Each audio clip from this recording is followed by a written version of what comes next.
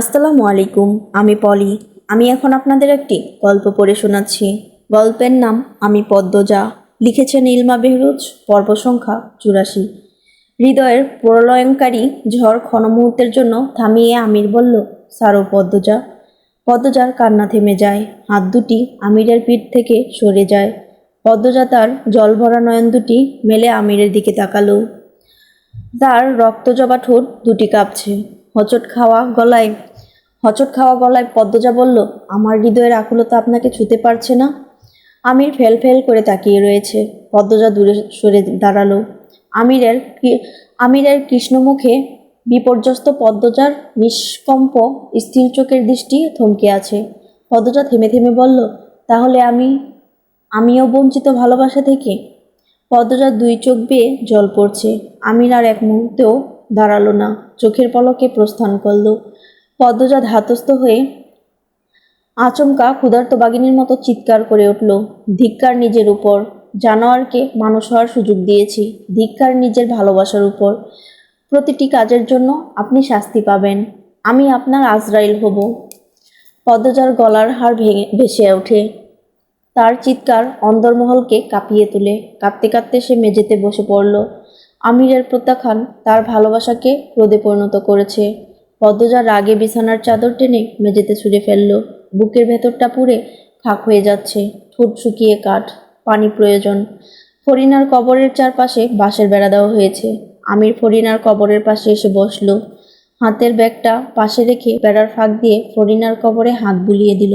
গাঢ় স্বরে ডাকল, আম্মা, আমার আম্মা। চারদিকে নিস্তব্ধতা। অন্দরমহল থেকে কোনো শব্দ আসছে না। নিস্তব্ধতা ভেঙে ভেঙে মাঝে মধ্যে পাতার ফাঁকে ফাঁকে পাখালির ডানা নাড়ার শব্দ শোনা যাচ্ছে। আমিরের ঠোঁট দুটো কিছু বলতে চাইছে কিন্তু পারছে না, অথবা সে কিছু বলছে কিন্তু শব্দ হচ্ছে না। আড়ষ্টতা ঘিরে রেখেছে তাকে। সে তার মৃত মাকে কিছু বলার সাহস পাচ্ছে না। আমির অনেকক্ষণ নতজানু হয়ে চুপচাপ বসে রইল। তারপর উঠে দাঁড়ালো। ব্যাগ হাতে নিয়ে পাতাল ঘরের উদ্দেশ্যে হাঁটা শুরু করে। লতিফা অন্দরমহল থেকে অস্থির হয়ে বের হয়। তার হাঁটায় তাড়াহুড়া। আমির ডাকলো, লুতু। লতিফা দাঁড়ালো। আমির বলল, পদ্মজার খেয়াল রাখবি, খাওয়া দাওয়া ঠিকঠাক রাখবি, আর যখন যা বলে করবি। লতিফা মাথা নাড়ালো।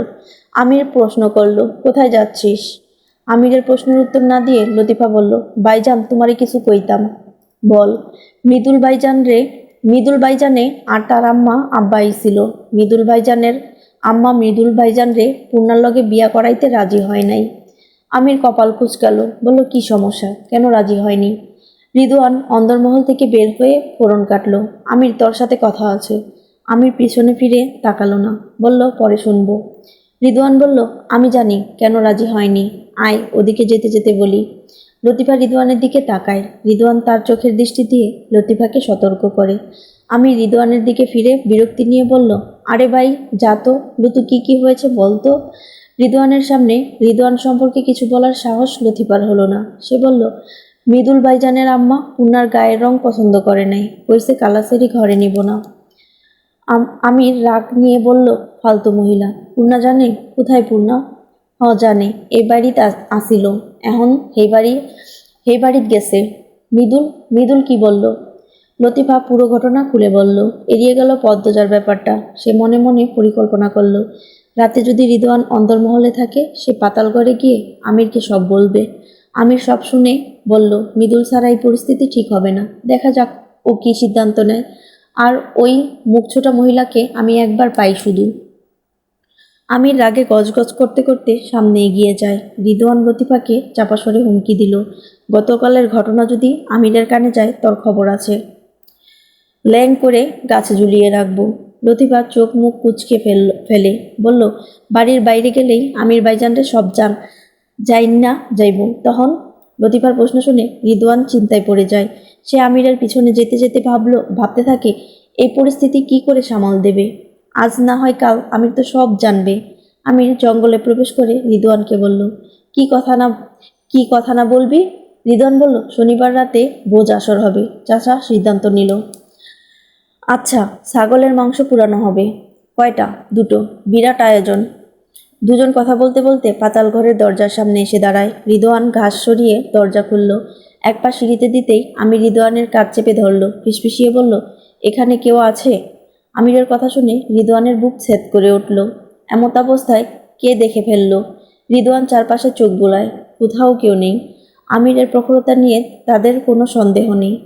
আমির যেহেতু বলেছে এখানে কেউ আছে, মানি আছে। রিদওয়ান চাপা সরে বলল, এখন কি করব? আমির দূরদৃষ্টি সম্পূর্ণ ব্যক্তি।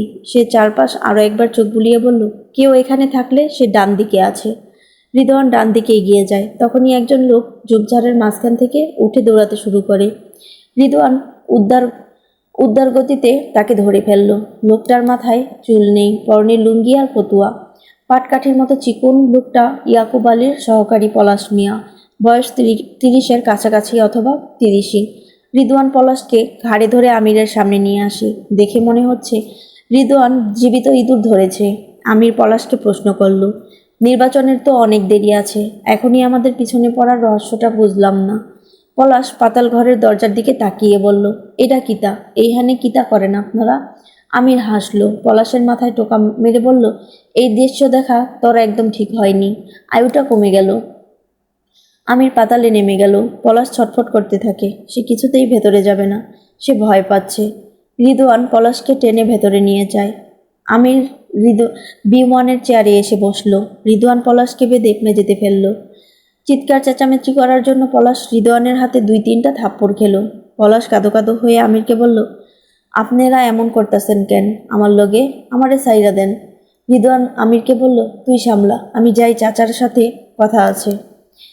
আমির ইশারা করল যেতে। রিদওয়ান চলে গেল। পলাশ চারপাশ দেখে ঢোক গিলল। পাতালঘর মৃদু লাল হলুদ আলোতে ডুবে আছে। কেমন ভুতুড়ে পরিবেশ। তার মনে হচ্ছে সে কবরে আছে। আর সামনে ঘাড় বাঁকিয়ে বসে আছে স্বয়ং যমদূত। আমির এক পা চেয়ারে তুলে বলল, তারপর পলাশ মিয়ার এখানে কোনো দরকারে আসা হয়েছে? পলাশ হাত জোর করে বলল, আমারে সাইরা দেন, আমি এমন কবর আর দেখি নাই। আমার কলজাটা কাঁপতাছে। আমির ধমকে বলল, এখানে আসছিলি কেন? পলাশ দ্রুত বলল, ইয়াকুব চাচা পাঠাইছে। কোনো দরকারে? আমারে খালি কইছে মজিদ মাতব্বরের বাড়ি যা। আমার মনে হইতাছে ওই বাড়ির কিছু একটা গোলমাল আছে। কিছু যদি বাইর করতে পারস তরে আরেকটা বিয়া দিয়াম। আমির চমকালো, বলল, ওনার হুট করে কেন মনে হলো এখানে গোলমাল আছে? পলাশ কেঁদে বলল, আমি এটা জানি না ভাই, আমারে সাইরা দেন। আমিরের মাথায় কয়েকটা প্রশ্ন ঘুরপাক খেয়ে যায়। কি এমন হলো যে ইয়াকুব আলী হাওলাদার বাড়ি নিয়ে সন্দেহ করছে? আমির আয়েশি ভঙ্গিতে বলল, শুনেছি গত বছর তোর বউকে নাকি হিন্দু এক জমিদার কিনে নিয়েছে। তারপর তোর বউ আত্মহত্যা করলো, সত্যি?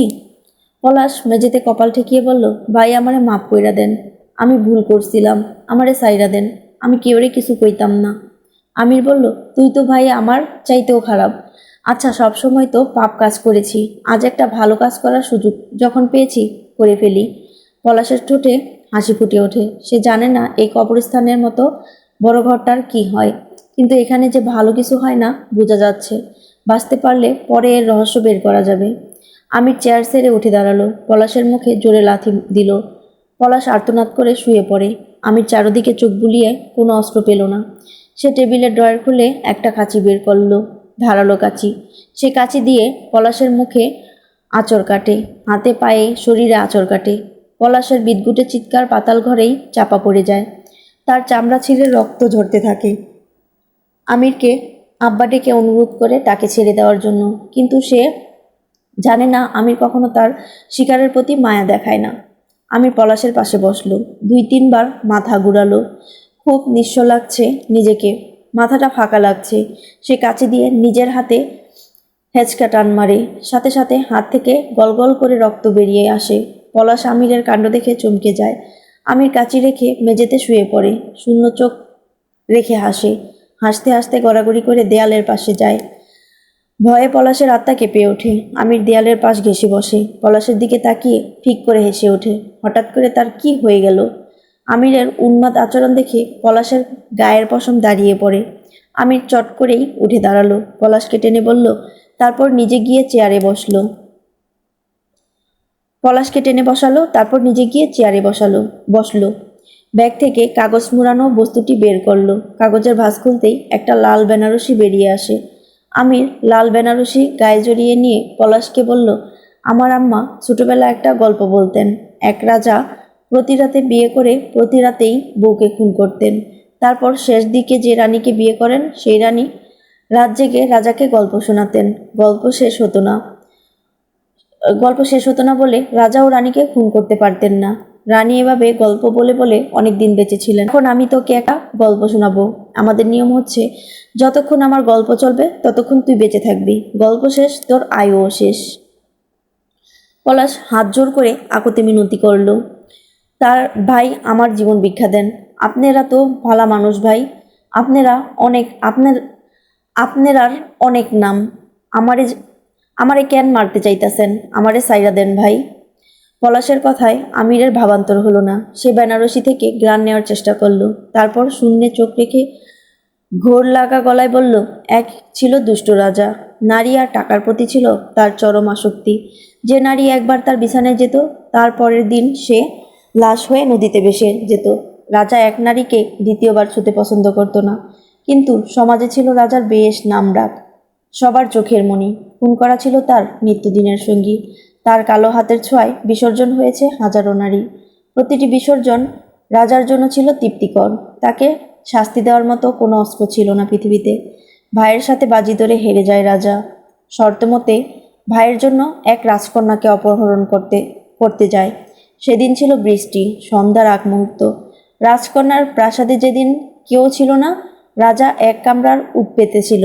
রাজকন্যা আসলেই তাকে তার কালো হাতে অপবিত্র করে দিবে। কামরায় ছিল ঈষৎ আলো। অনেকক্ষণ অপেক্ষার পর সেই কাঙ্ক্ষিত মুহূর্ত আসে। রাজকন্যার পা পড়ে কামরায়। রাজকন্যা রাজাকে দেখে চমকে যায়, ভয় পেয়ে যায়, কাপা স্বরে প্রশ্ন করে, কে আপনি? খালি বাড়িতে কেন ঢুকেছেন? সেই কণ্ঠ যেন কণ্ঠ ছিল না, ধনুকের ছেঁড়া তীর ছিল। রাজার বুক ছিঁড়ে সেই তীর ঢুকে পড়ে। রিনঝিনে গলার রাজকন্যাকে দেখতে রাজা আগুন জ্বালালো। আগুনের হলুদ আলোয় রাজকন্যার অপরূপ মায়াবী সুন্দর মুখশ্রী দেখে রাজা মুগ্ধ হয়ে যায়। তার পা দুটো থমকে যায়। রাজকন্যা যেন এক গোলাপের বাগান, যার সুগন্ধি ছড়িয়ে পড়ে রাজার কালো অন্তরে। রাজা কি রাজা কি আর তখন বুঝেছিল সৃষ্টিকর্তা তাকে তার পাপের শাস্তি দেওয়ার জন্য সেদিন অস্ত্র পাঠিয়েছিল? আমির পলাশের দিকে তাকিয়ে হাসল। কি মায়া সেই হাসিতে!